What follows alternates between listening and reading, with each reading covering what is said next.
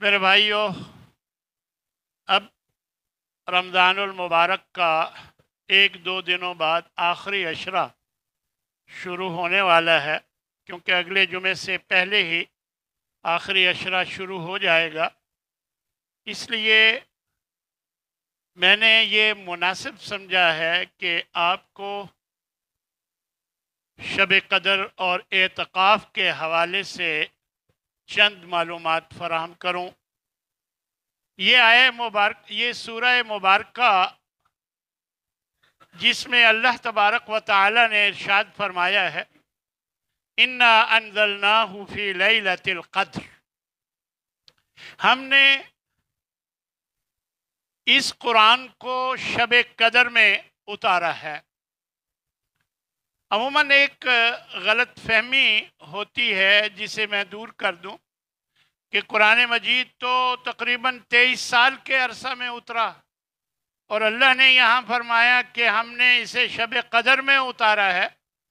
تو اس بات کو سمجھ لیں کہ اس میں دو باتیں ہیں۔ ایک تو یہ کہ اللہ تبارک و تعالی نے قرآن مجید کا اتارنا شب قدر میں شروع کیا، اور دوسری بات جو ہے وہ یہ ہے کہ اللہ تبارک و تعالی نے لوح محفوظ سے قرآن مجید کو شب قدر میں، یہ دنیا کا جو آسمان ہے السماء دنیا، اس میں بیت العزہ کے نام سے جگہ ہے جہاں پر اللہ تبارک و تعالی نے آسمان دنیا پر اتارا، اور پھر وہاں سے حالات اور ضروریات کے مطابق 23 سال کے عرصے میں نبی صلی اللہ علیہ وسلم کے پاس اترا۔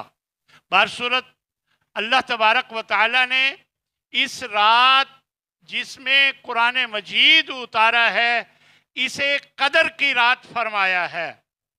قدر، اس کا معنی قدر و منزلت بھی ہو سکتا ہے کہ یہ رات قدر و منزلت والی ہے، اور اس کے اور بھی مفسرین نے کئی وجوہات معانی پیش کیے ہیں کہ قدر کا معنی کمی کرنا، اس میں اللہ تبارک و تعالی کے فرشتے اترتے ہیں جس کی وجہ سے پوری دنیا میں وہ پھیل جاتے ہیں، زمین تنگ پڑ جاتی ہے، اس وجہ سے اسے شب قدر کہا گیا ہے۔ اور اس کے علاوہ اور بھی کئی وجوہات بیان ہوئی ہیں۔ اللہ تبارک و تعالی نے اس رات کی عبادت کو ہزار راتوں کی عبادت سے، 1000 مہینے کی عبادت سے اس کو بہتر قرار دیا ہے، اور 1000 مہینے تقریباً 83 سال 4 مہینے بنتے ہیں۔ تو یعنی انسان کی اوسط عمر سے بھی یہ زیادہ عمر ہے کہ پوری عمر اگر انسان اللہ کی عبادت کر لے تو اس رات کی عبادت اس سے کہیں بہتر ہے۔ یہ بات اللہ تبارک و تعالی نے یہاں سمجھائی ہے، بتائی ہے۔ یہ وہ رات ہے جس میں اللہ تبارک و تعالی پورے سال کے لیے فیصلے کرتے ہیں، جیسا کہ اللہ تبارک و تعالی نے ارشاد فرمایا، تنزل الملائکۃ والروح، اس میں اللہ کے فرشتے آسمان سے نیچے اترتے ہیں، اور جبریل امین والروح، روح الامین حضرت جبریل کو کہا جاتا ہے، وہ بھی اترتے ہیں، اور اللہ تبارک و تعالیٰ کے حکم سے اترتے ہیں، بِإِذْنِ رَبِّهِمْ مِنْ كُلِّ أَمْرٍ، ہر کام سے۔ تو اللہ تبارک و تعالیٰ اس رات میں مختلف پورے سال کے فیصلے فرماتے ہیں، یعنی فرشتوں کو مختلف حکم دیتے ہیں، اس لیے اس کا ایک نام لیلۃ الحکم بھی کہا جاتا ہے۔ تو یہ شب قدر، اس کی بڑی فضیلت ہے۔ اللہ تبارک و تعالی نے اس کی شان اور اس کا مرتبہ اور مقام بہت اونچا رکھا ہے، جیسا کہ بتایا کہ 1000 مہینے کی عبادت سے اس رات کی عبادت جو ہے وہ بہتر ہے، اور صبح تک یہ سلامتی والی ہوتی ہے یہاں تک کہ روشنی ہو جاتی ہے، یعنی فجر طلوع ہو جاتی ہے۔ تو اللہ تبارک و تعالیٰ نے اس سورہ مبارکہ میں ہمیں جو باتیں بتائی ہیں اس رات کے حوالے سے، ایک تو یہ کہ اس میں اللہ کے فرشتے اترتے ہیں، پھر فیصلوں والی رات ہے، اس میں مختلف فیصلے کیے جاتے ہیں۔ یہی بات جو ہے وہ شب برات کے ساتھ جوڑنے کی کوشش کی جاتی ہے۔ ہم سب جانتے ہیں کہ شب برات کے موقع پر یہ باتیں ساری بتائی جاتی ہیں۔ یہ ساری فضیلتیں شب قدر کی ہیں، شب برات کی نہیں۔ اس طرح اللہ تبارک و تعالی اس کی قدر و منزلت میں بہت اضافہ فرما دیتا ہے۔ تو آپ اور ہم سب مل کر یہ کوشش کریں کہ اس رات کو ضائع نہ ہونے دیں، اس رات میں زیادہ سے زیادہ عبادت کریں، اللہ کو خوش کرنے اور راضی کرنے کی کوشش کریں۔ تو اس طرح اللہ تبارک و تعالیٰ نے یہ شب قدر کے حوالے سے بات بیان فرمائی ہے کہ ویسے عمومی طور پر آخری عشرہ جب بھی شروع ہوتا، یہ 20ویں روزے کے بعد جب 21ویں کی رات شروع ہوتی ہے، مغرب سے آخری عشرہ شروع ہو جاتا ہے، اور وہی وقت ہے اعتکاف پر آنے کا مسجدوں میں۔ تو اس طرح نبی کریم صلی اللہ علیہ وسلم کی یہ عادت مبارکہ تھی کہ آخری عشرہ جیسے ہی شروع ہوتا تو آپ پہلے سے زیادہ ایکٹیو ہو جاتے اور پہلے سے زیادہ محنت کرتے تھے۔ اب حضرت عائشہ رضی اللہ تعالی عنہا کی یہ حدیث سماعت فرما لیں کہ بے شک ان النبی صلی اللہ علیہ وسلم، کہ بے شک نبی صلی اللہ علیہ وسلم کان اذا دخل العشرہ، جب بھی آخری عشرہ شروع ہوتا، احیا لیلہ، خود بھی رات بھر جاگتے، وایقظ اہلہ، اور اپنے گھر والوں کو بھی جگاتے تھے، وشد میذرہ، اور اپنا یہ محاورہ ہے کہ اپنا لنگوٹا کس لیتے تھے، یعنی لگ جاتے تھے عبادت کے پیچھے، قیام کر رہے ہیں، زیادہ سے زیادہ عبادت کر رہے ہیں، یعنی شد میذرہ، جس طرح ہمارے ہاں یہ محاورہ ہے کہ لنگوٹا کس لیتے تھے، یہی مفہوم ہے اس بات کا۔ تو اس طرح آپ صلی اللہ علیہ وسلم کے اگلے پچھلے سارے گناہ معاف ہیں، تب بھی آپ ایسا کرتے تھے۔ دراصل اس کی وجہ یہ تھی کہ آپ صلی اللہ علیہ وسلم ہمارے لیے نمونہ ہیں۔ اللہ کے نبی صلی اللہ علیہ وسلم ہمیں یہ بتانا چاہتے تھے کہ یہ بڑا اہم کام ہے، بڑا ضروری عمل ہے، لہذا اس میں ہمیں بھی پوری کوشش کرنی چاہیے۔ تو آپ عمل کر کے امت کو دکھایا آپ نے، تاکہ امت کے لوگ بھی اس میں بڑھ چڑھ کر عبادت کرنے والے بن جائیں۔ اسی طرح نبی کریم صلی اللہ علیہ وسلم کے بارے میں یہ بھی آتا ہے کہ کان رسول اللہ صلی اللہ علیہ وسلم یجتہد فی العشر الاواخر ما لا یجتہد فی غیرہا، یہ مسلم شریف کی روایت ہے کہ آپ صلی اللہ علیہ وسلم جتنی محنت آخری عشرے میں فرماتے، یعنی دوسروں سے زیادہ محنت اس میں کرتے تھے، یعنی دوسرے عشروں سے یا دوسرے دنوں کی نسبت آخری عشرے میں زیادہ محنت کرتے تھے۔ یہ نبی صلی اللہ علیہ وسلم کا طریقہ تھا۔ آپ صلی اللہ علیہ وسلم ہمارے لیے نمونہ ہیں، تو ہمیں بھی آپ صلی اللہ علیہ وسلم کی سنت پہ عمل کرتے ہوئے آخری عشرے کو ضائع نہیں کرنا چاہیے۔ اس کا ایک ایک لمحہ قیمتی ہے، اس سے ہمیں فائدہ پورا اٹھانا چاہیے۔ تو آخری عشرے میں یہ جو عمل ہے اعتکاف کا، یہ اس کا تعلق بھی کیونکہ آخری عشرے سے ہے، تو حضرت عائشہ رضی اللہ تعالی عنہا کا یہ فرمان ہے کہ کان النبی صلی اللہ علیہ وسلم یعتقف العشر الاواخر، آپ صلی اللہ علیہ وسلم آخری عشرے میں اعتکاف فرماتے تھے من رمضان، یعنی رمضان المبارک کے آخری عشرے میں ہمیشہ اعتکاف فرماتے تھے، حتیٰ توفاہ اللہ، یہاں تک کہ آپ اس دنیا سے تشریف لے گئے۔ ثم اعتکف ازواجہ من بعدہ، پھر آپ کے بعد آپ کی ازواج مطہرات مسجد میں اعتکاف بیٹھا کرتی تھیں۔ یہاں ایک مسئلہ بھی واضح ہو گیا، بہت سے لوگ سمجھتے ہیں کہ عورت کا گھر میں اعتکاف درست ہے، ایسا نہیں ہے۔ نبی صلی اللہ علیہ وسلم کے دور میں بھی اور آپ کے بعد بھی ازواج مطہرات اعتکاف بیٹھتی تھیں اور وہ مسجد میں بیٹھا کرتی تھیں۔ اعتکاف کا تعلق ہے ہی مسجد سے، چاہے مرد ہو یا عورت، مسجد ہی میں اعتکاف ہونا چاہیے۔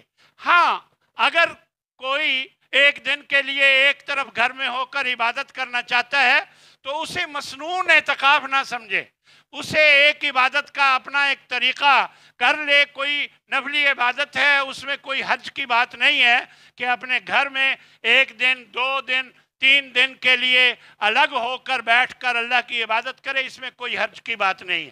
لیکن یہ نہ سمجھے کہ یہ وہ اعتکاف ہے جو مسنون ہے۔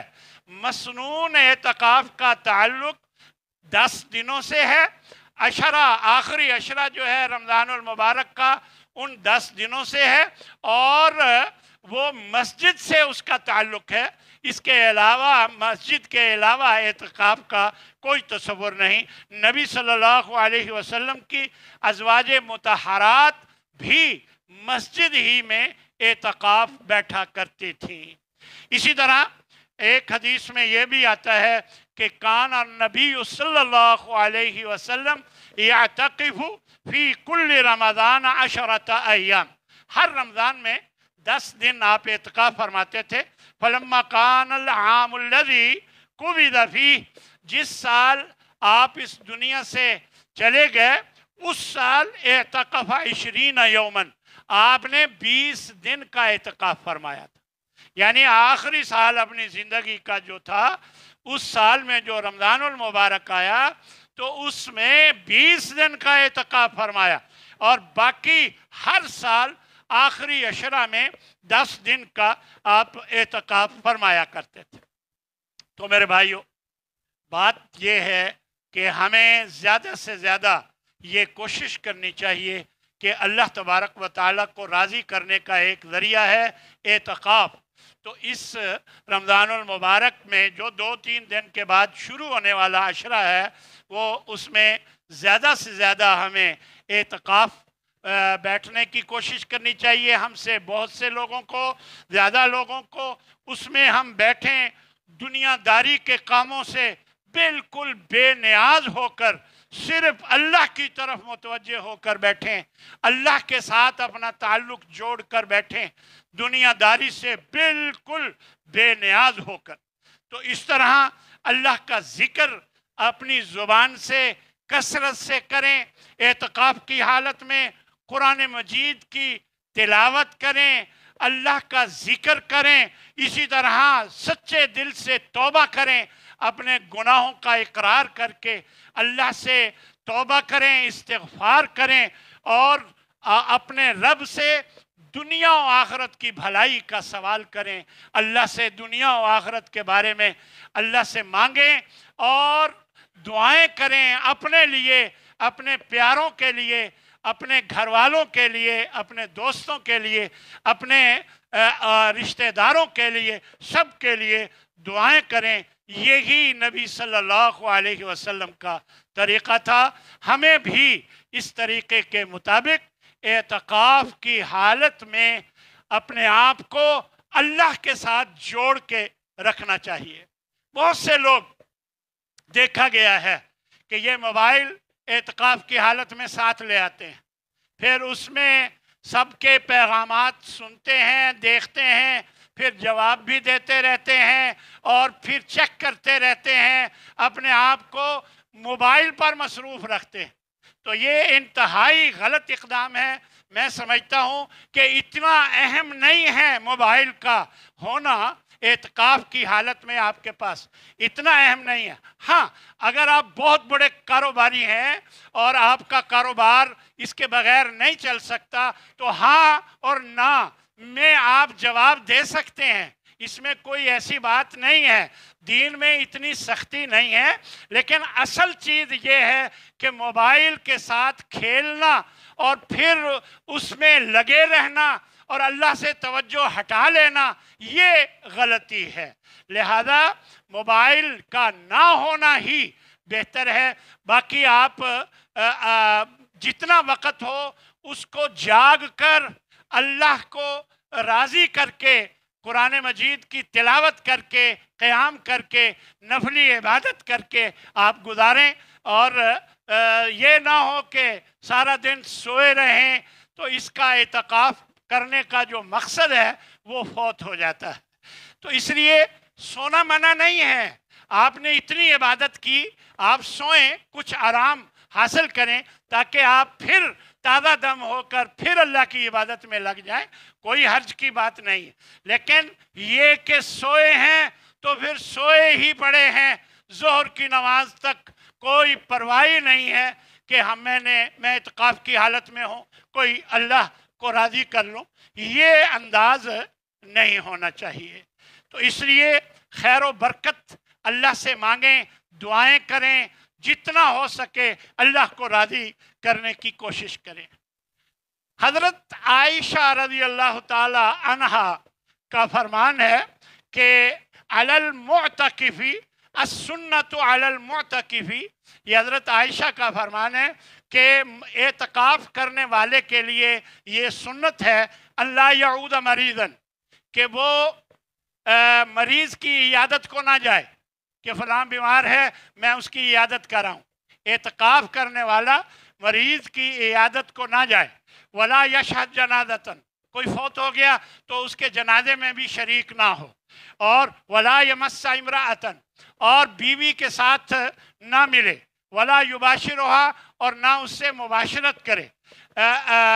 ملنے کا مقصد عام فہم ہے، سب کو سمجھ آ سکتا ہے، ویسے ملنے میں کوئی حرج والی بات نہیں۔ ولا یخرج بحاجۃ الا لما لا بد منہ، مسجد سے بغیر اشد ضرورت کے باہر نہ نکلے۔ اب یہ اشد ضرورت کیا ہو سکتی ہے؟ ہم سب جانتے ہیں، ممکن ہے کہ ایک بندہ بیت الخلاء کے لیے گھر میں جانا ضروری سمجھتا ہے کہ یہاں کموڈ نہیں ہے اور کموڈ کے بغیر میں نہیں جا سکتا، لہذا گھر میں جانا ضروری ہے، تو یہ ایک ضرورت ہے۔ اس کے علاوہ جب گزارا نہیں ہے تو یہ جا سکتا ہے۔ اسی طرح سحری آنی تھی، آپ بیٹھے ہیں اعتکاف کی حالت میں، لیٹ ہو گیا ہے، لانے والا نہیں آیا، 10 منٹ رہ گئے ہیں، آپ کو فکر ہوئی ہے، آپ جا کر گھر سے دروازہ کھٹکھٹا کر لے کر آ جائیں، یہ ضرورت کی بات ہے۔ اس طرح کی کوئی اشد ضرورت، کوئی اٹیک ہو گیا، کوئی مسئلہ ہو گیا تو اب ڈاکٹر کے پاس لے کر جانا ہے، تو یہ ضروری عمل جو ہے جس کے بغیر گزارا نہیں، یہ کیا جا سکتا ہے، اس کے لیے باہر جایا جا سکتا ہے۔ بغیر کسی مقصد کے باہر جانا مسجد سے درست نہیں ہے۔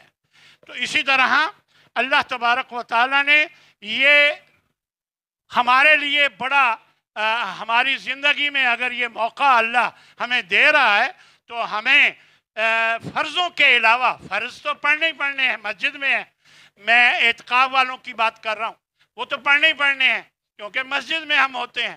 اس کے علاوہ نوافل میں زیادہ سے زیادہ نوافل کا اہتمام کرنا چاہیے۔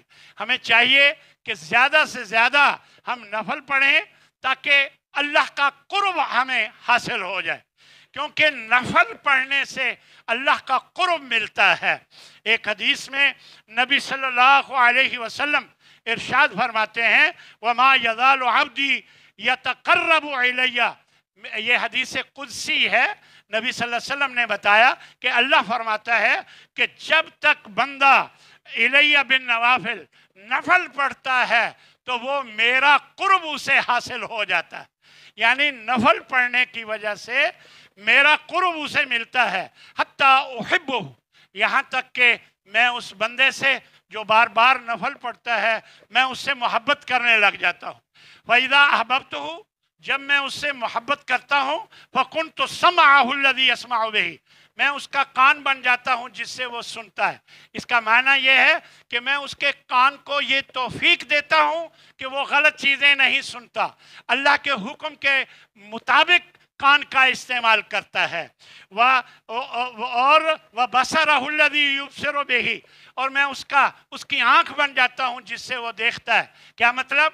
کہ اس کی آنکھ کو یہ توفیق دیتا ہوں کہ وہ اچھا دیکھے اور بری طرف نہ دیکھے، یہ میری اسے توفیق مل جاتی ہے، یہ اس کا مفہوم ہے۔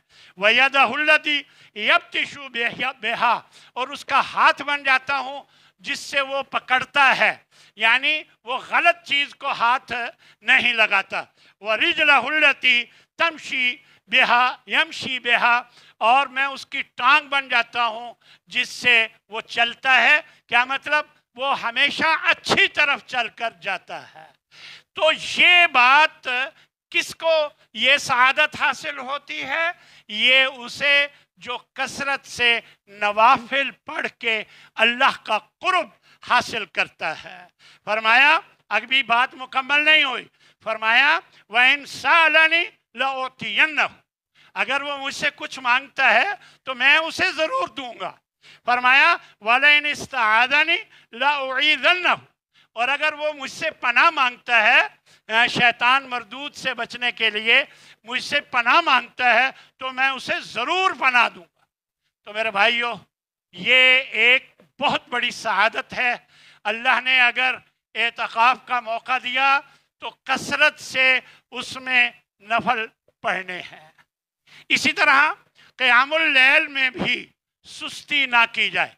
آخری عشرے کے حوالے سے یہ بات آتی ہے، حضرت ابو ذر رضی اللہ تعالی عنہ فرماتے ہیں کہ ایک مرتبہ آپ صلی اللہ علیہ وسلم نے رمضان المبارک میں روزے رکھے اور کوئی قیام نہ فرمایا۔ 23 تاریخ آئی، 23 رمضان المبارک، آپ نے یہ 1/3 رات تک قیام فرمایا، یعنی لوگوں کے ساتھ مل کر قیام فرمایا 23 کی رات کو اور 1/3 رات تک۔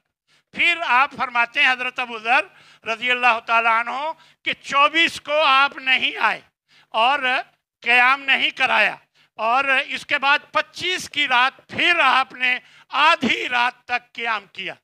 اسی طرح 26 کو پھر نہیں آئے، اور 27 کی رات کو آپ نے اتنا لمبا قیام کیا کہ ہمیں ڈر ہوا کہ کہیں سحری کا ٹائم نہ نکل جائے، یعنی اتنا لمبا آپ نے قیام فرمایا۔ تو نبی صلی اللہ علیہ وسلم ہمارے لیے نمونہ ہیں۔ آپ صلی اللہ علیہ وسلم نے یہ 3 دنوں میں کر کے، مختلف روایات ہیں، ان میں ایک روایت یہ بھی ہے، تو 3 دنوں میں یہ کر کے ہمیں بتایا کہ ایسا کرنا عین نبی کا طریقہ ہے صلی اللہ علیہ وسلم کا۔ تو ہمیں بھی کوشش کرنی چاہیے کہ جہاں تک ممکن ہو اللہ کو راضی کریں۔ یہ نہیں کہ ساری رات ہم سو کر گزاریں، نہیں۔ اللہ کا قرآن کہتا ہے تتجافا جنوبہم عن المضاجع یدعون ربہم خوفا وطمعا، کہ جو اللہ کے خاص بندے ہوتے ہیں ان کے پہلو بستروں سے الگ ہو جاتے ہیں اور وہ اپنے رب سے دعائیں کرتے ہیں، کچھ ڈرتے ہوئے، کچھ اللہ سے امید رکھتے ہوئے، یعنی اللہ سے امید بھی رکھتے ہیں اور اللہ سے ڈرتے بھی ہیں اور اللہ سے دعائیں کرتے ہیں۔ یہ نیک اور مومن بندوں کا طریقہ ہے۔ نبی کریم صلی اللہ علیہ وسلم ارشاد فرماتے ہیں کہ انہو من قام مع الامام حتی ینصرف، جتنا بھی قیام کر سکتا ہے امام کے ساتھ ایک شخص، جتنا بھی، تو فرمایا جب امام مکمل کر دے تو کتب لہ قیام لیلہ، اللہ ساری رات کا قیام لکھ دیتا ہے، یعنی اجر، حالانکہ ساری رات قیام نہیں ہوا لیکن اللہ ساری رات کا قیام جو ہے اس کا لکھ دیتا ہے۔ اور ویسے بھی اللہ نے اپنے خاص بندوں کا طریقہ فرمایا ہے، بیان فرمایا ہے۔ کانوا قلیلا من اللیل ما یہجعون، راتوں کو بہت کم سوتے ہیں، اور وبالاسحار ہم یستغفرون، سحری کے وقت اٹھ کر اللہ سے استغفار کرتے ہیں، اللہ سے معافیہ مانگتے ہیں، استغفار کرتے ہیں سحری کے وقت۔ تو میرے بھائیوں، ہمیں اس بات کو اچھی طرح سمجھ لینا چاہیے کہ یہ بہت بڑا اللہ کا دیا ہوا موقع ہے، ہمیں اس موقع سے فائدہ اٹھانا چاہیے۔ ایک حدیث نبی کریم صلی اللہ علیہ وسلم کی کہ آپ فرماتے ہیں ان فی الجنت غرفا، کہ جنت میں کچھ بالا خانے ایسے ہیں کہ یرا ظاہرها من باطنها و باطنها من ظاہرها، کہ اس کا اندرونی منظر باہر سے نظر آتا ہے۔ اللہ اکبر، ذرا تصور کریں کہ وہ بالا خانے جس کا اندرونی منظر باہر سے نظر آتا ہے اور بیرونی منظر اندر سے نظر آتا ہے، تو یعنی اس طرح ایسے اعلیٰ بالا خانے ہیں، اور اللہ نے جنت میں وہ بنائے ہوئے ہیں۔ کن کے لیے؟ یہ فرمایا اعد اللہ تعالی لمن اطعم الطعام۔ سن لیں، اگر آپ کو وہ بالا خانہ چاہیے تو سن لیں وہ کن کے لیے ہیں۔ فرمایا لمن اطعم الطعام، جو لوگوں کو کھانا کھلاتا ہے، جو لوگوں کو کھانا کھلاتا ہے، وَأَلَانَ الْكَلَامِ، اور گفتگو نرم کرتا ہے، یعنی نرمی کے ساتھ بات کرتا ہے۔ ایسے کسی کا ہاتھ لگ گیا، انا ہویا نظر نہیں آندا، یعنی اس طرح نہیں کرتا، بلکہ وہ نرمی کے ساتھ گفتگو کرتا ہے۔ سختی بعض لوگوں کی عادت ہوتی ہے، میں یہ چاہوں گا کہ وہ سمجھ لیں کہ ٹھیک ہے آپ کا مزاج ہے، لیکن آپ کوشش کریں کہ اپنے اندر سے جو سختی کا عنصر ہے وہ نکالیں اگر آپ کو یہ بالا خانے چاہیے، کیونکہ اس میں شرط ہے وَأَلَانَ الْكَلَامِ، نرم لہجے میں بات کرتا ہے، اور وَتَابَعَ الصِّيَامِ، اور روزے مسلسل رکھتا ہے، یعنی زیادہ سے زیادہ روزے رکھتا ہے۔ دیکھیں فرض روزے تو رکھنے ہی رکھنے ہیں، وہ تو اس میں تو چھٹکارا ہے ہی نہیں، یہ نفلی روزوں کی بات ہے، یعنی زیادہ سے زیادہ۔ اور نبی صلی اللہ علیہ وسلم کا طریقہ کیا تھا؟ ہر ہفتے سوموار اور جمعرات کا روزہ رکھتے، ہر مہینے 13، 14، 15 کا روزہ رکھتے چاند کی۔ تو اس طرح اگر ہم بھی کریں تو سنت کے مطابق بھی ہو جائے گا، اور زیادہ یہ تابع الصیام میں بھی ہم شامل ہو جائیں گے۔ اور فرمایا وافش السلام، چوتھی بات فرمائی کہ وہ سلام کو پھیلاتا ہے، یعنی جو ملتا ہے سلام کہتا ہے۔ وَصَلَّى بِاللَّيْلِ وَالنَّاسُ نِيَامٌ، اور رات کو اٹھ کے اس وقت نماز پڑھتا ہے جبکہ لوگ سوئے ہوئے ہو، لوگ سوئے ہوئے ہو۔ تو میرے بھائیو، یہ بڑی سعادت کی بات ہے کہ صبح کو اٹھ کر نماز پڑھی جائے، اللہ کا ذکر کیا جائے، استغفار کیا جائے، یہ بہت بڑی سعادت کی بات ہے۔ اللہ ہم سب کو اس سعادت ہم سب کو یہ سعادت نصیب فرمائے۔ ایک اور روایت بھی سن لیجئے کہ نبی صلی اللہ علیہ وسلم فرماتے ہیں ينزل ربنا تبارک و تعالی فی کل لیلۃ الی السماء الدنیا، اللہ یہ جو 7 آسمان ہے، جو آسمان ہمیں نظر آتا ہے، اس کو قرآن نے سمائے دنیا کہا ہے، اور حدیث میں بھی، یعنی یہ دنیاوی جو آسمان ہے یہاں پر اللہ تبارک و تعالی ہر رات اترتا ہے۔ ویسے اللہ عرش پر ہے، لیکن سمائے دنیا پہ ہر رات آخری جو حصہ ہے، آخری تہائی حصہ رات کا، اس میں یہ اترتا ہے اور فرماتا ہے مَن يَدْعُونِي فَأَسْتَجِيبُ لَهُ، کون ہے جو مجھ سے دعا کرے میں اس کی دعا کو قبول کروں۔ فرمایا مَن يَسْأَلُنِي فَأُعْطِيَهُ، کون ہے جو مجھ سے مانگے میں اسے دوں، اور وَمَن يَسْتَغْفِرُنِي فَأَغْفِرَ لَهُ، کون ہے جو مجھ سے بخشش مانگے میں اسے بخش۔ یہ مسلم کی روایت۔ تو میرے بھائیو، ہر رات یہ ہوتا ہے، اللہ نچلے آسمان پر یہ دنیا کے آسمان پر اتر کر یہ فرماتا ہے اور ہم سوئے ہوتے ہیں، ہمیں پرواہ نہیں ہوتی. گھر والے وہ اٹھ کر سحری تیار کر چکے ہوتے ہیں، ہمیں اٹھا کے تھک جاتے ہیں اور ہم اٹھنے کا نام نہیں لیتے.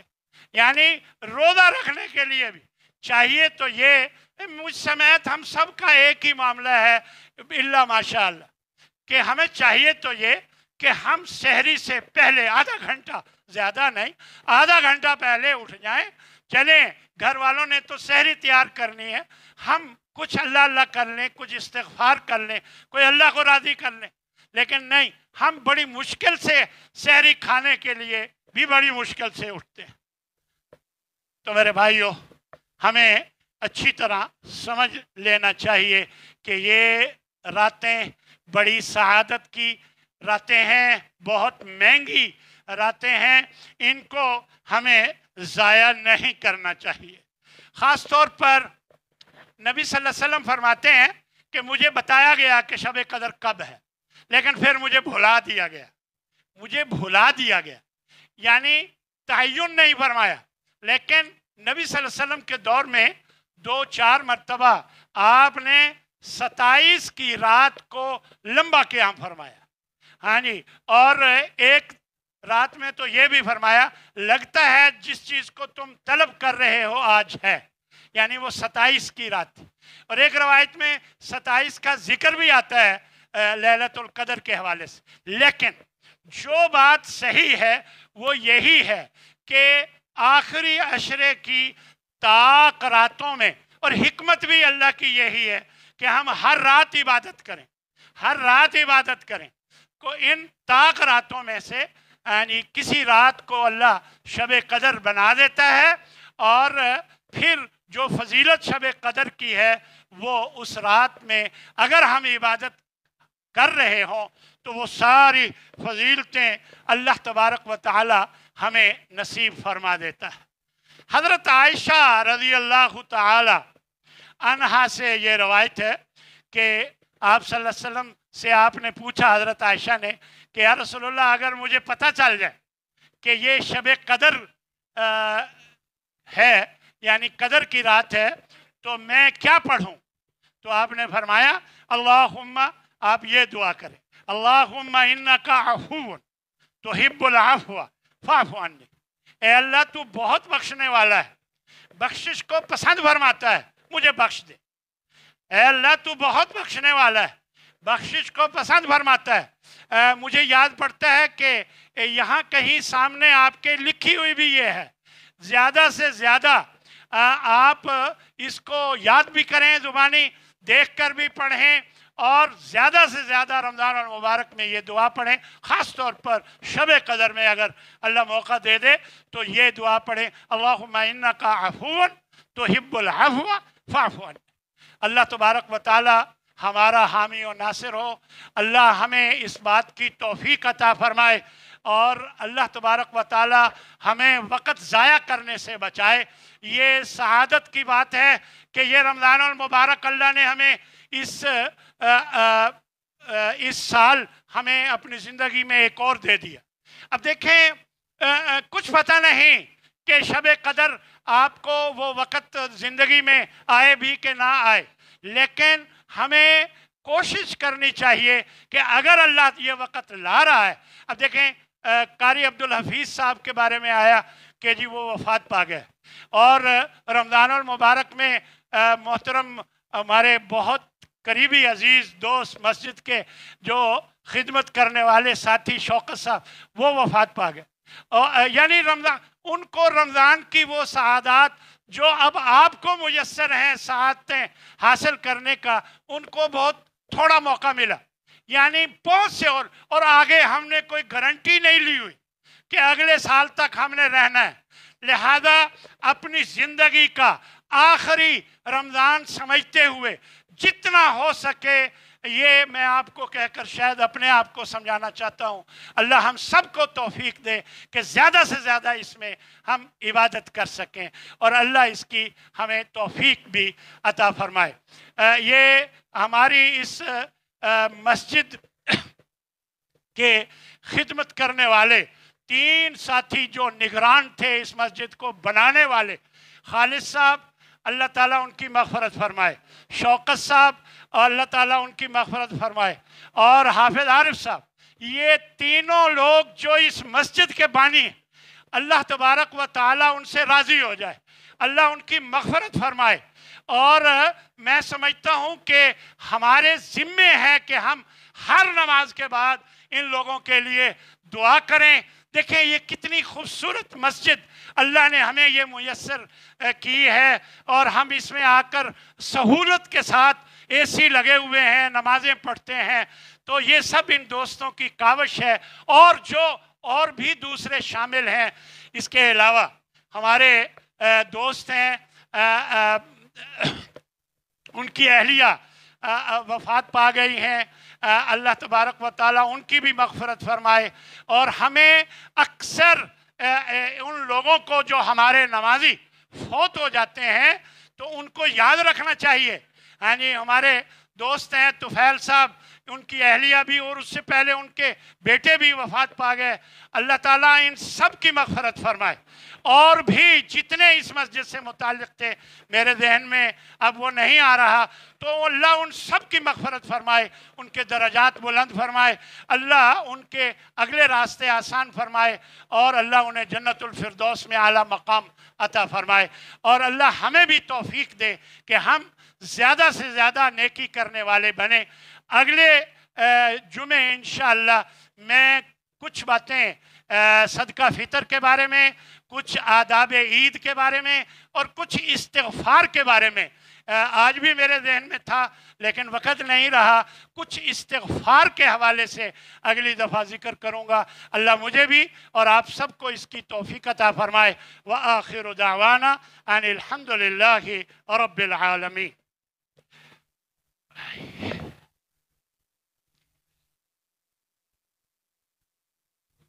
अच्छा जी, ठीक है। ये है कहाँ? शादरा में।